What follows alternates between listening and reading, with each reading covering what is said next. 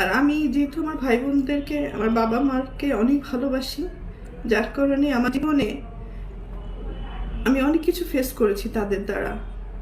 নির্যাতিত হয়েছি, লাঞ্ছিত হয়েছি, অপমানিত হয়েছি।